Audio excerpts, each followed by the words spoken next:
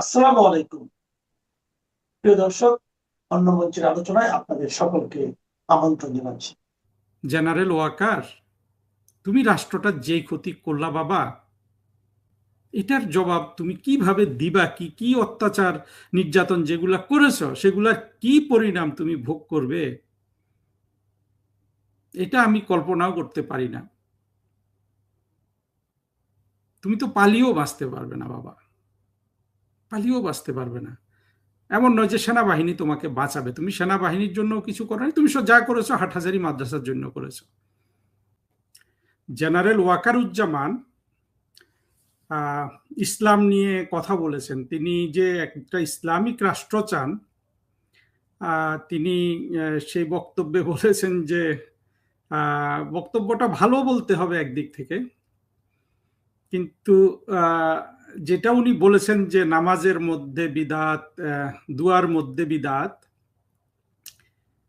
এইটা আমাদেরকে যেই প্রশ্নটার সম্মুখীন করে সেটা হলো যে রাষ্ট্রের সেনাবাহিনী প্রধান, তার দায়িত্বটা কি? অবশ্য তিনি একটা প্রোগ্রামে গিয়ে কথা বলেছেন। সে প্রোগ্রামটা ছিল একটা শিক্ষা প্রতিষ্ঠান খুলেছেন, আর্মি ইন্টারন্যাশনাল ইসলামিক ইনস্টিটিউট।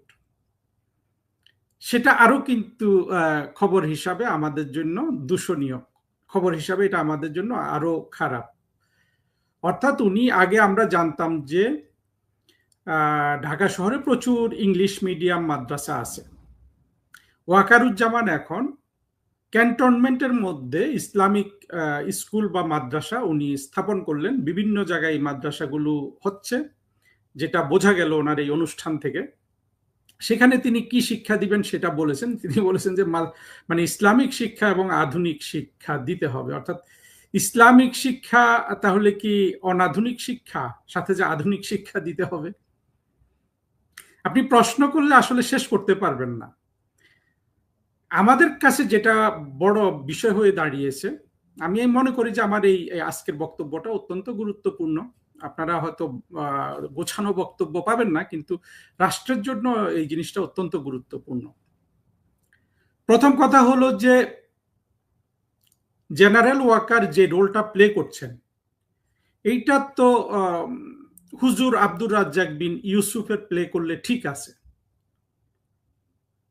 সেনাবাহিনী প্রধান এই রোল কেন প্লে করবেন? এত গভীরে গিয়ে তাকে শরিয়া বর্ণনা করতে হবে কেন? আমাদের দুর্ভাগ্যটা দেখেন, পৃথিবীর বিভিন্ন মুসলমান দেশগুলোতে, মুসলিম প্রধান দেশ, আমি আসলে যাদেরকে অনুসরণ করার কথা বলি, বাংলাদেশকে তাদেরকেই অনুসরণ করে আমরা যে জঙ্গিবাদের কবলে পড়েছি সেখান থেকে মুক্তি পেতে হবে। সেই দেশগুলো কি? সৌদি আরব, মিশর, আরব আমিরাত, এই এই রাষ্ট্রগুলোকে, এবং আরো আপনি দূরে বা কাছে গিয়ে মালয়েশিয়া, ইন্দোনেশিয়া, এগুলোকে আপনাকে অনুসরণ করতে হবে। কারণ বাংলাদেশের এখন তো 90% মুসলমানের দেশ। সেখানে মানুষের ধর্মীয় চাহিদা, ধর্মপরায়ণতা, এগুলো কিন্তু তীব্র আকাঙ্ক্ষা আছে। বাংলাদেশের জঙ্গিবাদীরা, স্বাধীনতা বিরোধীরা এই আকাঙ্ক্ষাটাকে পুঁজি করে কিন্তু সমাজে তাদের আধিপত্য বিস্তার করেছে। এইখান থেকে ছুটে আসা 10 মিনিট, 20 মিনিট বা 30 মিনিট ইউটিউবে বক্তৃতা দিয়ে আমি সব শেষ করে দিতে পারবো, বুঝিয়ে দিতে পারবো, সেটা কিন্তু মোটেও নয়, আর সেটার প্রয়োজনও নাই। কিন্তু মোটা দাগে যে জিনিসটা আমাদের বুঝতে হবে, অন্যান্য মুসলমান দেশগুলোতে আপনার যেটা ইসলাম ধর্মকে ধর্মীয় কাজে ব্যবহার করে, রাষ্ট্রীয় কাজে ব্যবহার করে না, সামাজিক কাজে ব্যবহার করে না, রাজনৈতিক হাতিয়ার হিসাবেও ব্যবহার করে না। বাংলাদেশে ইসলামটা হয়ে গেছে রাজনীতির হাতিয়ার, অন্ধকারাচ্ছন্ন সমাজের হাতিয়ার, পশ্চাৎমুখী সমাজের হাতিয়ার, জঙ্গি, স্বাধীনতা বিরোধী, মৌলবাদী শক্তির হাতিয়ার। ধর্মের মতো এরকম একটা পবিত্র জিনিস, যেটার মাধ্যমে মানুষ তার মনকে আল্লাহর সাথে সংযুক্ত করবে, সেটাকে প্রতিটা বিষয়ের মধ্যে নিয়ে এসে তারা মনে করে যে এই রাষ্ট্রটাকে তারা তাদের মতো একটা রাষ্ট্র তৈরি করবে। জেনারেল ওয়াকার যেটা করেছেন, যেটা করে দেখিয়েছেন, সেটা কিন্তু দেখেন বাংলাদেশের সব জায়গায়। আমাদের তো এমনিতেই লক্ষ লক্ষ মাদ্রাসা আছে, বিভিন্ন টাইপের, অন্তত 8-10 টাইপের মাদ্রাসাই আছে বাংলাদেশে। তারা কিন্তু প্রচুর মাওলানা প্রডিউস করছে প্রতি বছর। যদিও একটা মাওলানারও এই অসংখ্য মাওলানার মধ্যে হয়তো প্রতি বছর 100-200 মৌলবী কর্মক্ষেত্রে সফল হয়। সেই সাফল্যটা কি? ওয়াজ মাহফিল করে অর্থনৈতিক সমৃদ্ধি করা, কিংবা মাদ্রাসার শিক্ষক হয়ে, যেখানে আসলে বেতন খুবই কম, কিংবা মসজিদের ইমাম হয়ে, সেখানে হয়তো সরকারি বেতন পেলে বেতনটা কিছুটা হয়, তবুও সেটা অত্যন্ত কম। এই যে লক্ষ কোটি অনুৎপাদনশীল মানুষ তৈরি হচ্ছে, সেই দিকেটা কিন্তু আমরা কেউ খেয়াল করছি না। কিন্তু এই লোকগুলোরও তো ইকোনমিক কষ্ট আছে, তাদের তো সংসার চলে না আসলে। প্রতি বছর 100 অর্থনৈতিকভাবে 100 সফল মানুষ তৈরি করার জন্য লক্ষ লক্ষ ছাত্র এবং ছাত্রীও সেখানে কিন্তু যাচ্ছে। আমি এই কথাগুলো এত বিস্তৃত বলছি এই জন্য যে মাদ্রাসার যে ছাত্র ছাত্রী, মাদ্রাসার শিক্ষক, এরা কিন্তু আমাদের সমাজেরই অংশ। এদেরকে বাদ দিয়ে আমরা চলতে পারবো না। আমাদের এদেরকে একটা অর্থনৈতিক শক্তি হিসাবে গড়ে তুলতে হলে কি করতে হবে, সেটা কিন্তু আমাদের প্ল্যানে কখনো ছিল না। পক্ষান্তরে দেখা যাচ্ছে যে এত মাদ্রাসা, এত মাওলানা তৈরি হওয়ার পর উপরন্তু এখন আমরা দেখেছি ঢাকা বিশ্ববিদ্যালয়ে মাওলানার পর মাওলানা তৈরি হচ্ছে, অন্যান্য বিশ্ববিদ্যালয়গুলোতে মাওলানার পর মাওলানা তৈরি হচ্ছে। 2024-এর পর থেকে আমরা দেখলাম যে সেনাবাহিনীতেও মাওলানার পর মাওলানা তৈরি হচ্ছে, এবং সুপ্রিম মাওলানা হয়ে গেল জেনারেল ওয়াকার। জেনারেল ওয়াকার মাওলানা হওয়াতে 2024-এ সে জঙ্গিদের সাথে চলে গেল। হয়তো একটা কারণে সে জঙ্গিদের সাথে গেছে এমন নয়, কিন্তু এটা কিন্তু একটা বড় কারণ। আওয়ামী লীগ সরকার যেই নীতিতে আসলে রাষ্ট্রীয় কর্মচারীদের নিয়োগ দিত, যে তাদের কোনো রাজনৈতিক পরিচয় তারা দেখতো না। তারা সব সময় দেখতো যে সমাজের সব অংশ, হ্যাঁ ঠিক আছে, একটা মানুষ চাকরি করছে, করুক। এইভাবে কিন্তু প্রধানমন্ত্রী শেখ হাসিনা সেটাকে দেখতেন। অনেকে এটা বলেন যে জেনারেল ওয়াকার আত্মীয় টাত্মীয়, আসলে ওগুলা কিছুই না। জেনারেল ওয়াকার সবচেয়ে বড় কথা হলো জেনারেল ওয়াকারকে শেখ হাসিনা নিয়োগ দিয়েছেন রাষ্ট্রের মানে বাংলাদেশের একজন নাগরিক হিসাবে।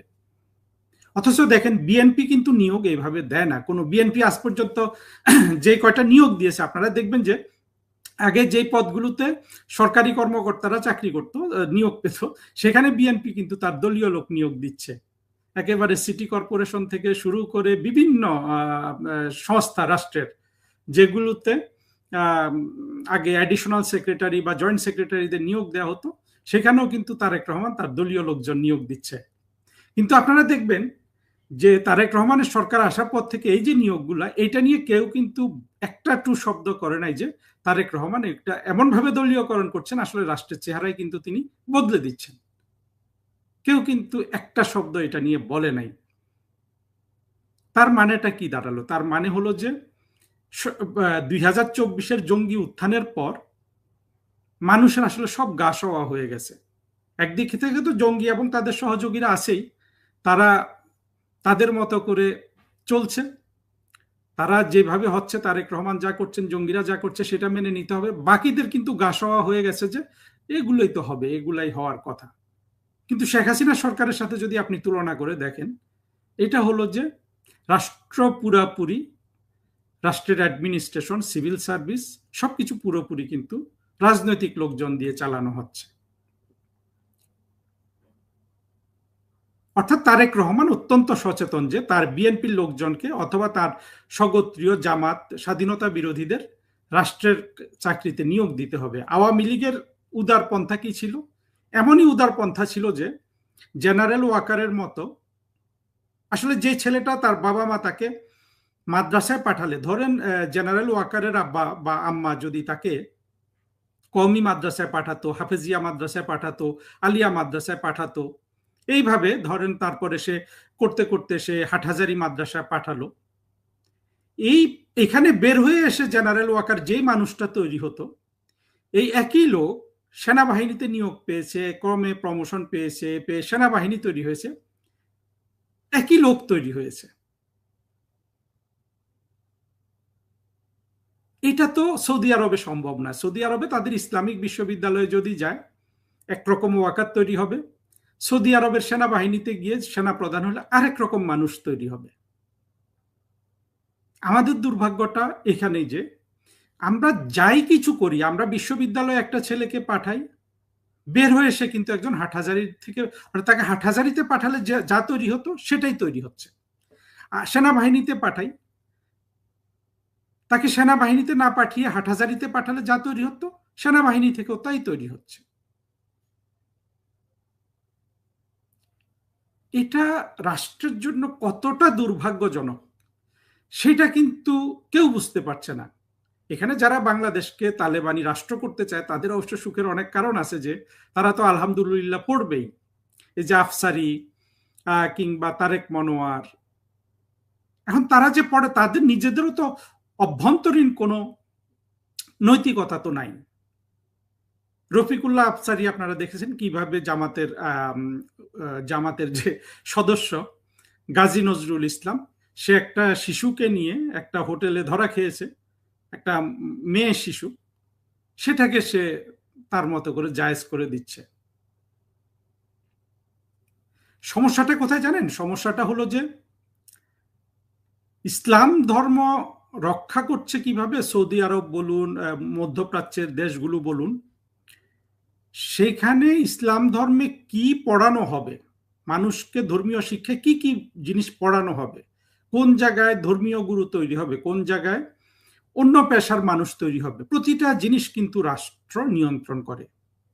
আমাদের এখানে এই ধরনের কোনো নিয়ন্ত্রণ নাই। ইসলামের উপর তো এই পর্যন্ত সবচেয়ে বেশি লেখা হয়েছে পৃথিবীতে, আর কোনো ধর্মগ্রন্থ নিয়ে এত পুস্তক এত কিছু লেখা হয়নি। অর্থাৎ ইসলামের উপর যে পরিমাণ বই, কিভাবে আপনার কোনটা কি করবে এইসব নিয়ে লক্ষ কোটি বই লেখা হয়েছে, বিলিয়ন বিলিয়ন পেজ লেখা হয়েছে। এখন এখান থেকে যে যেটা পাচ্ছে সেটা নিয়ে, এবং বিশেষ করে জিহাদিরা তাদের প্রয়োজনীয় অংশটা নিয়ে তারা কিন্তু মানুষকে শিক্ষা দেয়, এবং বাংলাদেশের সব মানুষ কিন্তু সেই শিক্ষাটা পাচ্ছে। সৌদি আরব যেটা আল্লাহর ঘর, নবীর জমিন, সেখানে কিন্তু সেটা সম্ভব হচ্ছে না। সেখানে কে কোন শিক্ষা পাবে এটা সরাসরি রাষ্ট্র কিন্তু হস্তক্ষেপ করে, বা অন্যান্য বেশিরভাগ, এবং মালয়েশিয়া, ইন্দোনেশিয়া, যে রাষ্ট্রগুলো মূলত আপনার ইসলামিক শরিয়া ল কার্যকর, আমাদের তো শরিয়া ল কার্যকর না। আমি মনে করি যে আমাদের এক পর্যায়ে আমাদের এখনই শরিয়া ল কার্যকর করে দেওয়া উচিত। পাশাপাশি এই যে ওয়াকারের মতো আপনার অন্ধকার জগতের মানুষ তৈরি হচ্ছে, সেটা বন্ধ করা উচিত। এটা অত্যন্ত রাষ্ট্রের জন্য অত্যন্ত বড় একটা সিস্টেম লস, যে আমি যে ছেলেটাকে আজকে মেডিকেলে পাঠালাম বা বুয়েটে পাঠালাম বা ঢাকা বিশ্ববিদ্যালয় বা অন্যান্য বিশ্ববিদ্যালয়গুলোতে পাঠালাম, কিংবা সিভিল সার্ভিসে পাঠালাম, ডিপ্লোম্যাটিক সার্ভিসে পাঠালাম, পুলিশ সার্ভিসে পাঠালাম, সেনাবাহিনী, নৌবাহিনী, বিমান বাহিনীতে পাঠালাম, সেখান থেকে 60 বছর বয়সে যে মানুষটা তৈরি হচ্ছে, আমি যদি তাকে মাদ্রাসা শিক্ষা দিতাম, 60 বছর বয়সে ওই মানুষটাই তৈরি হতো। দুটোর মধ্যে কোনো পার্থক্য নাই। এটা জেনারেল ওয়াকার আরেকবার প্রমাণ করে দিল। এবং জেনারেল ওয়াকার যে সত্যিকারে একটা মানে কি টাইপের মানুষ, কেন সে 2024-এর জঙ্গি উত্থানে জড়িত হলো, কেন সে আওয়ামী লীগকে বা অন্যান্যদের সাথে নানান ধরনের আশ্বাস দিয়েছিল বা করেছিল, কেন তারা তাকে ধরতে পারলো না। মোটা দাগে আওয়ামী লীগ যেমন নিজেরাই ইসলামাইজড হয়েছে, ইসলামাইজড কথাটা বললে আবার খারাপ দেখে, অর্থাৎ তারা জঙ্গিয়া মানে শব্দটা বাংলায় হয়তো বলতে পারছি না, মানে রেডিকালাইজড হয়েছে আওয়ামী লীগ। আওয়ামী লীগের নিজস্ব রেডিকালাইজেশনের প্রসেসে কিন্তু আওয়ামী লীগ হওয়াতে ওয়াকার যে আওয়ামী লীগ না, বা আওয়ামী লীগের রেডিকালাইজড মানুষগুলা যে আওয়ামী লীগ হতে পারে না ঐতিহাসিকভাবে, সেইটা আওয়ামী লীগের আসলে রাজনৈতিকভাবে, প্রাতিষ্ঠানিকভাবে নির্ধারণ করার আর কোনো সুযোগ কিন্তু ছিল না, যার কারণে ওয়াকার কিন্তু সেনাবাহিনী প্রধান হতে পেরেছে। আর এই ওয়াকার সেনাবাহিনী প্রধান হলে যা হওয়ার তাই হয়েছে। 2024 জঙ্গি উত্থানে সে জঙ্গিদের সাথে চলে গেছে, সে নরম নরম কথা বলেছে, সে গরম কথা বলেছে, একটাও রাখে নাই, একটা গরম কথাও কিন্তু সে রাখে নাই। গরম কথা কি বলেছিল যে আমার উপর ভরসা রাখুন, আমি সবার দায়িত্ব নিচ্ছি। দেখা গেল সে শুধু জঙ্গিদের দায়িত্ব নিয়েছে, জঙ্গিরা তাদের যত গালিগালাজ করুক সে জঙ্গিদের তার সন্তান মনে করে। আর আওয়ামী লীগের কিছু নেতাকে সে বাঁচিয়েছে, যেটা অবশ্যই প্রশংসার কাজ। আর মাঠ পর্যায়ের আওয়ামী লীগের লোকজনকে সে হত্যা করার, খুন করার, বাড়িঘর থেকে বের করে দেওয়ার এবং তাদেরকে আপনার অকাতরে তাদের উপর জেল, জুলুম, মামলা এগুলা দেওয়ার সে ওদেরকে দায়িত্ব দিয়ে দিয়েছে। জামাত, হেফাজত, বিএনপি যা করেছে, এবং তার নিজস্ব কর্মকর্তাদেরও সে অনেককে রক্ষা করে নাই। আমরা জেনারেল জিয়াউল হাসানের কথা জানি, একমাত্র জেনারেল যাকে এই ওয়াকাররা, তার আগে শুধু ওয়াকার না তো, হামিদুল নামে ডিজিএফআই এর প্রধান ছিল যে, সেও কিন্তু জঙ্গি। চিন্তা করেন আওয়ামী লীগ সরকার কতটা নিজস্ব রাজনৈতিক বোধ বুদ্ধি থেকে দূরে সরে গিয়েছিল। আওয়ামী লীগের কথা আমরা বাদ দিই, এখানে শুধু জেনারেল ওয়াকারকে নিয়ে আপনি চিন্তা করে দেখুন, মানে বাংলাদেশের কত পার্সেন্ট মানুষ এখন এই চিন্তাটা ভালোভাবে কিন্তু জানি না, যে একটা লোককে আমি যদি হাটহাজারী মাদ্রাসাতে পাঠাতাম, শৈশব থেকে হাটহাজারী মাদ্রাসাতে পাঠাতাম এবং তাকে সেখানে পরিণত বয়স হতে দিতাম, সে যেই মানুষটা তৈরি হতো, একই শিশুটাকে আমি যদি আর্মিতে পাঠাই, ঠিক 60 বছর যখন তার বয়স হয়, সে একই মানুষ তৈরি হচ্ছে, একই শিক্ষা, কোনো বাড়তি শিক্ষা তার নাই। এটা কত পার্সেন্ট মানুষকে, বাংলাদেশে কত পার্সেন্ট মানুষকে আসলে চিন্তিত করে? এটা নিয়ে একটা ভয়ের ব্যাপার আছে না? আপনি কি এই পদ্ধতিতে রাষ্ট্রের কোনো উন্নতি করতে পারবেন? পারবেন তো না। জেনারেল ওয়াকার এখন হয়তো এমনও হতে পারে সে রিটায়ারমেন্টে গেলে জামাতের আমির হিসাবেও আবির্ভূত হতে পারে, হলেও অবাক হওয়ার কিছু থাকবে না। আর জামাতের আমির হোক বা না হোক, ওয়াকার যে পরিপূর্ণভাবে একটা ইসলামিক জঙ্গি, এটা সে বারবার প্রমাণ দিচ্ছে। এবং সেটা আমাদের সেনাবাহিনীর জন্য যেহেতু অনেক লজ্জার কারণ হলো, আপনি ফিল্ড মার্শাল আসিম মুনিরের কাছে যান, ফিল্ড মার্শাল আসিম মুনির তৈরি করতে পেরেছে পাকিস্তান, আমরা কিন্তু ওয়াকার তৈরি করছি। পাকিস্তান জামাত নামক দলটাকে প্রায় উৎখাত করে ফেলেছে। সেই দেশের কোনো ইলেকশনে জামাত এখন আর কোনো সিট পায় না। বাংলাদেশের ইলেকশনে কিন্তু জামাত 35% ভোট পেয়ে গেছে, যদিও এটা আওয়ামী লীগ বিহীন ইলেকশন, মানে তাদের নিজস্ব অ্যারেঞ্জমেন্টের ইলেকশন, মানে তারা কলা কৌশলের মাধ্যমে হোক যেভাবে হোক তারা সংসদের 70-75 আসন দখল করে বসে আছে। এগুলো আপনাদের একটু চিন্তিত করে না? জেনারেল ওয়াকার, তুমি রাষ্ট্রটা যেই ক্ষতি করলা বাবা, এটার জবাব তুমি কিভাবে দিবা? কি অত্যাচার নির্যাতন যেগুলা করেছ, সেগুলা কি পরিণাম তুমি ভোগ করবে, এটা আমি কল্পনাও করতে পারি না। তুমি তো পালিয়েও বাঁচতে পারবে না বাবা, পালিয়েও বাঁচতে পারবে না। এমন নয় যে সেনাবাহিনী তোমাকে বাঁচাবে, তুমি সেনাবাহিনীর জন্য কিছু করো না, তুমি যা করেছো হাটহাজারী মাদ্রাসার জন্য করেছো। যা হোক, ওয়াকারের উপর এত লেকচার দিয়ে লাভ নাই। আমাদেরকে আসলে ভবিষ্যতে দরকার হলে ইসলামিক শাসন কায়েম করে হলেও জঙ্গিদের হাত থেকে বাংলাদেশটাকে বাঁচাতে হবে, ওয়াকারের মতো জঙ্গিদের হাত থেকে, যেগুলোকে সেনাবাহিনীতে দিলেও সে কিন্তু হাটহাজারী মাদ্রাসার একটা আলেম হয়ে বের হয়। কারণ ওয়াকার আজকে যে ভূমিকাটা রাখছে, তার জন্য তো আমার আব্দুর রাজ্জাক বিন ইউসুফ আছেই অলরেডি মাঠে। ওয়াকারের কাজ তো হলো যে অন্য কাজ, সেটা কিন্তু হলো না আর কি। এখন আরেকটা বিষয়ে চলে যাই, সেটা হলো দেখবেন যে ঢাকা বিশ্ববিদ্যালয়ের শিক্ষক সাদেকা হালিমকে অলরেডি বরখাস্ত করে দিয়েছে। ডক্টর কাবেরী গায়ের নামে জার্নালিজম বিভাগের একজন শিক্ষককে আবার এখন আক্রমণ করছে, তাকেও বোধহয় বের করে দিবে, বা এই শিবিরগুলোকে দিয়ে প্রথমে তাদের বিরুদ্ধে লেখায়, তারপরে মব করায়, বের করে দেয়। কাবেরী গায়েন শুনেছি আমি উনি নাকি বামপন্থী শিক্ষক। 2024 তো বামপন্থীরা ভুল করেছে, কাবেরী গায়েন পার্সোনালি ভুল করেছেন কিনা আমি জানি না, তিনি লাল বদর হয়েছিলেন কিনা। সব বাম তো বাংলাদেশের লাল বদর হয়েছিল। লাল বদর যেসব হয়েছে, যেই বাম লাল বদর হয়েছে সে নিশ্চিতভাবে পাকিস্তানি সেকুলার। বাংলাদেশে এই আরেকটা অদ্ভুত কোয়ালিশন হয়েছিল, পাকিস্তানি সেকুলার এবং 1971 সালের পরাজিত আল বদর আল শামস রাজাকার বাহিনী। অ্যাকচুয়ালি পাকিস্তানি সেকুলারও কিন্তু 1971 সালে পরাজিত। এই পুরোটাই কিন্তু জেনারেল নিয়াজির হাত ধরে আত্মসমর্পণ করেছিল। কিন্তু এই দুইটা শ্রেণী, পাকিস্তানি সেকুলার বা সেকুলার পাকিস্তানি এবং আল বদর আল শামস ঘাতক রাজাকার বাহিনী, এরা সমাজের এমনই বিপরীত প্রান্তে অবস্থান করে যে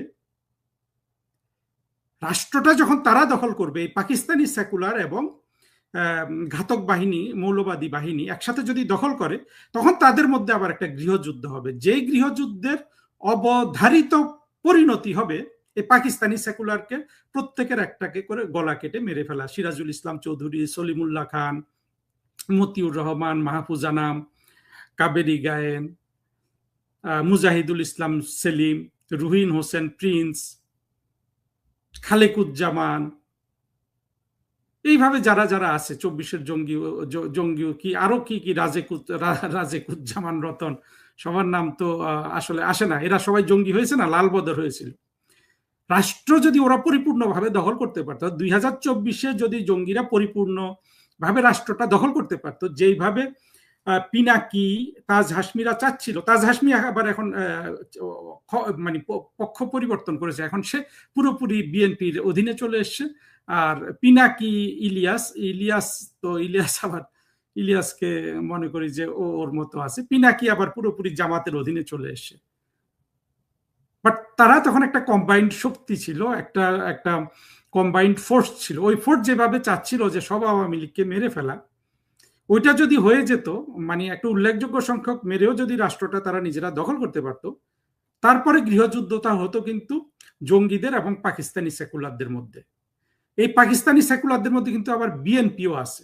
সেই যুদ্ধে কোনোভাবেই জঙ্গিদের সাথে এই পাকিস্তানি সেকুলাররা পারত না, এবং এদের যারা পরিচিত অংশ তাদের সবার কিন্তু গলাটা কেটে ফেলতো। এমনকি এই মানে বিএনপির যেসব বুদ্ধিজীবী নামে যে ছেলেগুলো আছে, ফাহাম আব্দুস সালাম, রেজাউল করিম, রনি, এই অল্প বয়সী ছেলেগুলোকেও কিন্তু তারা গলা কেটে হত্যা করত। মানে যদি তারা সত্যিকারের রাষ্ট্রটা দখলে নিতে পারত, এই দুই শ্রেণী, সেটা হয় নাই।